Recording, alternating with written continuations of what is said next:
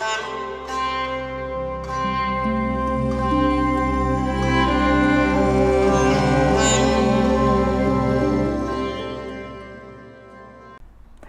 pessoal, tudo bem com vocês? Eu sempre tão feliz de estar na sua companhia e fico feliz mesmo.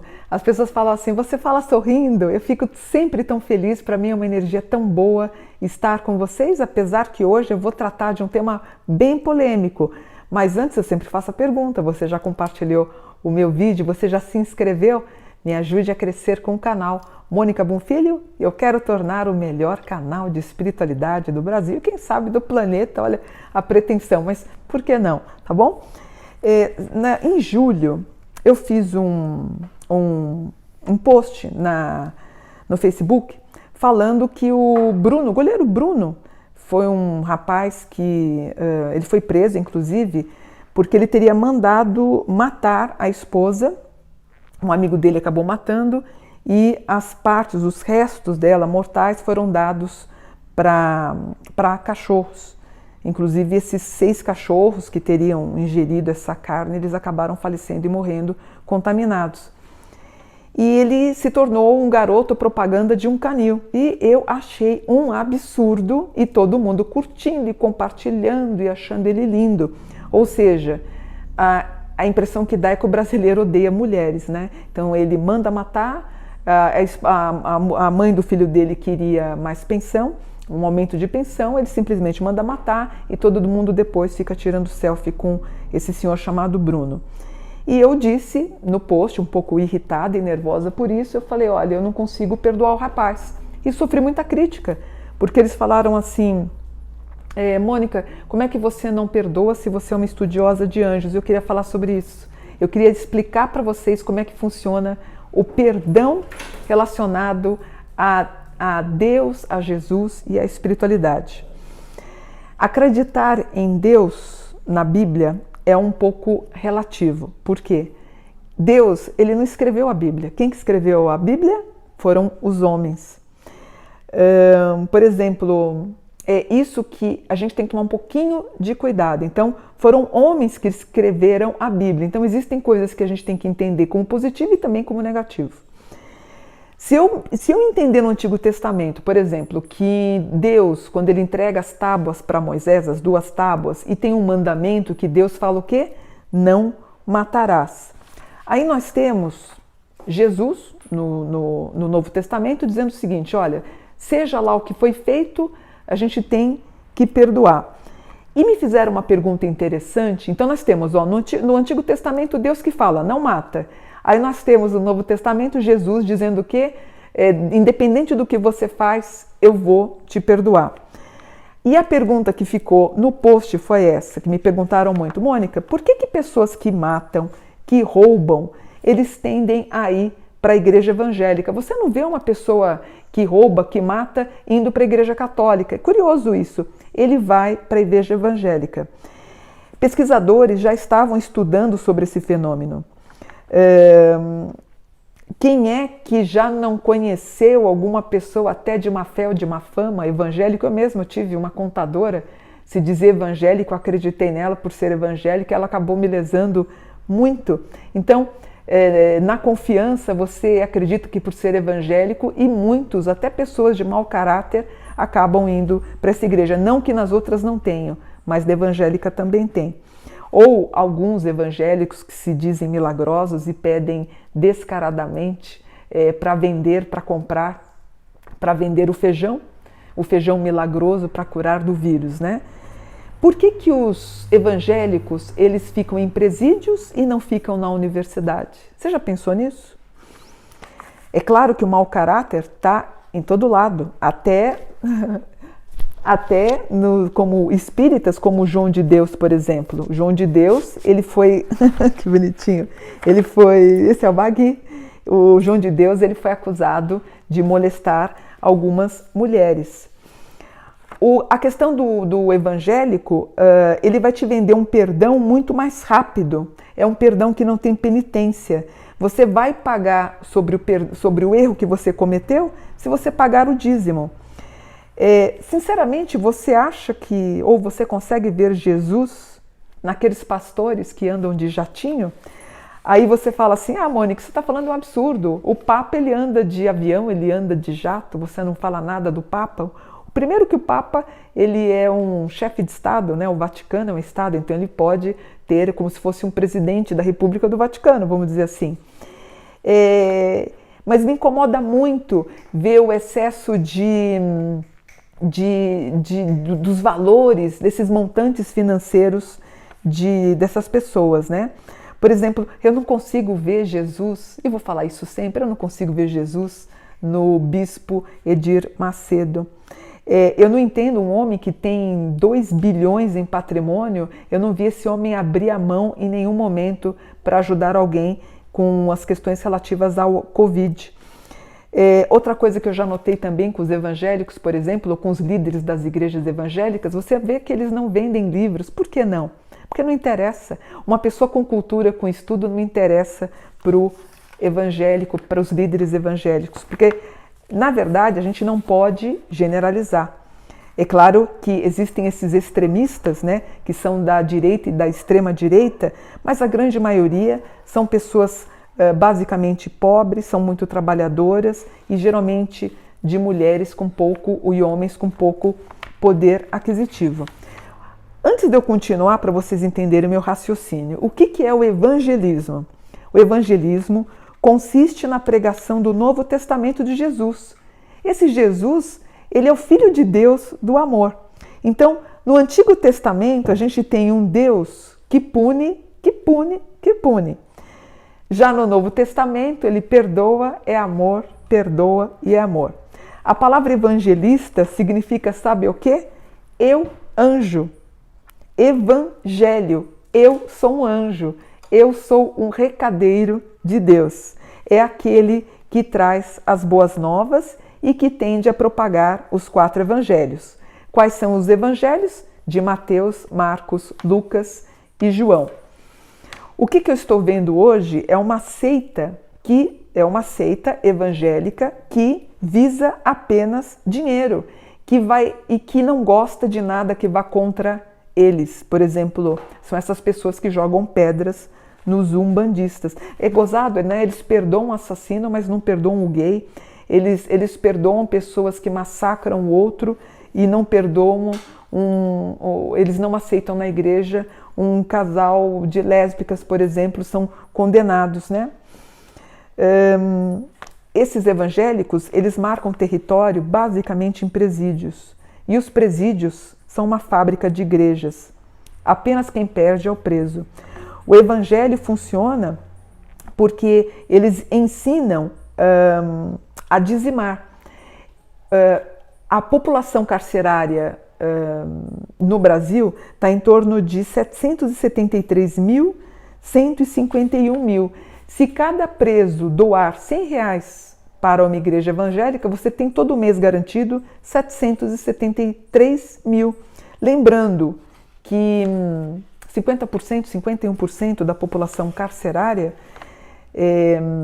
eles são analfabetos. Então é um cenário muito propício, porque o que a gente tem nas celas, o que a gente tem nos presídios? Nós temos pessoas com sentimento de culpa, então é um terreno muito fecundo para as igrejas e para seitas evangélicas irem lá. Eles pedem o dízimo para livrar o sentimento de culpa, ganham aí em torno de uma fortuna por mês, né, por causa do dízimo, e você tem pessoas que não vão contestar, porque a grande maioria são pessoas analfabetas. Por exemplo, a Igreja Universal, ela pode ser expulsa de Angola e está sob investigação. O Ministério Público Federal, ele está analisando 98 milhões de dívidas da Assembleia de Deus. E quem é que vai pagar essa dívida? O fiel. Edir Macedo tem uma fortuna de 2 bilhões. Ele entrou na lista dos maiores bilionários da Forbes. Em seguida, o segundo milionário é o senhor Valdemiro Santiago, aquele que vendia o feijão mágico, ele tem 400 milhões. O senhor Silas Malafaia, outro líder evangélico, tem 300 milhões de reais. Eles ganham fortunas, não têm a cobrança de impostos. E eu pergunto para o senhor e para a senhora que está me assistindo, você consegue ver Jesus na face desses homens? Eu não vejo. Um outro que é milionário é o R.R. Soares, com 250 milhões, e a Bispa Sônia, com 120 milhões. Para mim, tudo isso é uma vergonha. Você acha que Jesus está com essas pessoas? Eu lembro do Jesus com chicote nas mãos, tirando os comerciantes do templo. Na verdade, o que eles vendem, essas pessoas cara de pau, é a teologia da prosperidade, que defende a bênção financeira como se fosse desejo de Jesus. Eles usam o Antigo Testamento como Malaquias 3.10 para que a pessoa dizima. Dê o dízimo. Para eles, dizimando se ganha o céu. Portanto, é uma linha muito interessante para os pastores e para os bispos, né? Por exemplo, eu sigo no Instagram o pastor Henrique Vieira, e aí você pergunta, Mônica, tem templos bons? Claro que tem, eu já fui em vários, mas quanto maior for o templo, menos você vai ver Jesus nesses templos. O próprio Jesus, ele disse sobre o Pai Nosso, esse discurso de Jesus é conhecido como discurso sobre ou contra a ostentação. Ele fala de uma oração interior e exterior de piedade, onde inclui-se a doação de esmolas. Ele fala também para se encontrar Deus, a oração deve ser privada e deve ter o jejum. O que eu estou querendo falar para vocês, na verdade, é o seguinte. Mônica, você perdoa o Bruno ou o Guilherme que matou a Daniele ou tantos outros que mataram inocentes? Eu, particularmente, não perdoo pelo fato de não entender como é que alguém pode matar um ser humano.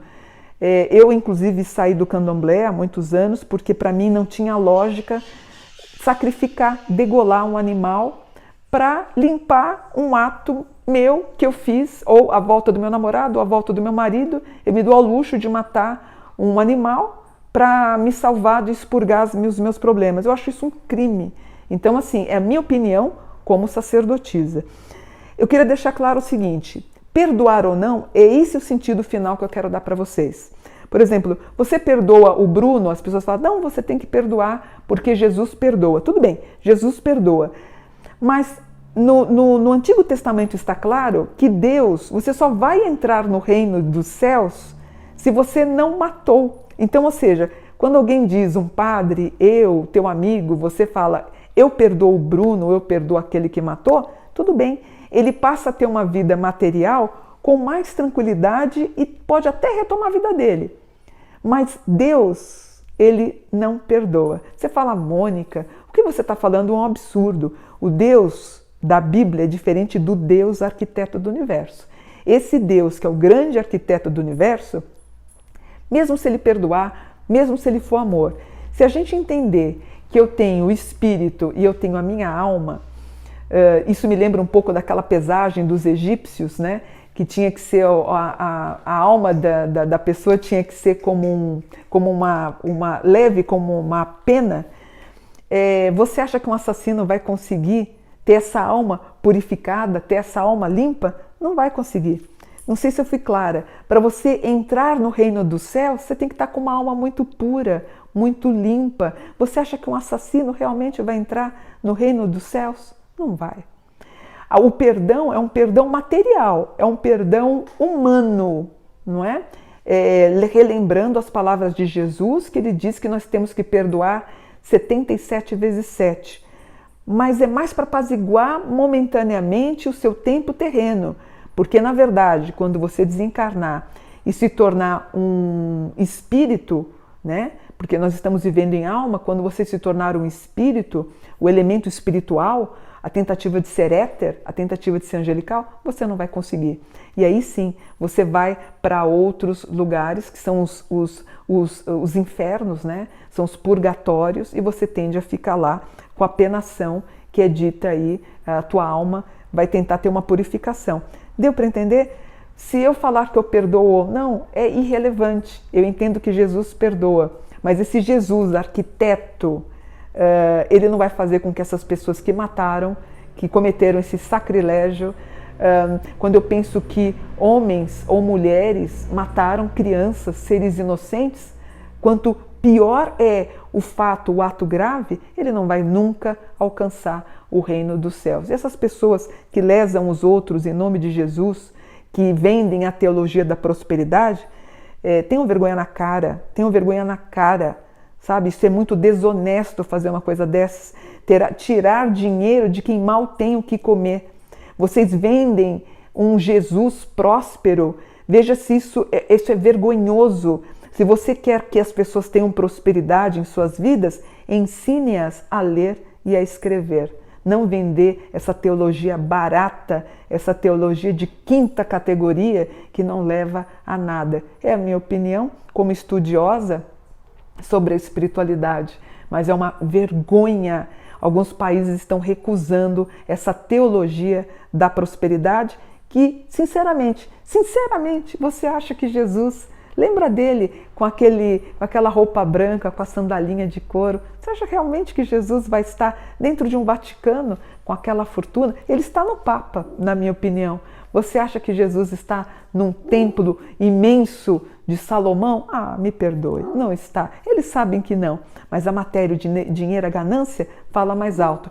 Para mim, eles estão mais sob a ação de um gênio contrário, de um aspecto negativo do que realmente com Deus. São palavras vazias, são palavras que não levam a nada. Jesus falou, quer falar com meu Pai?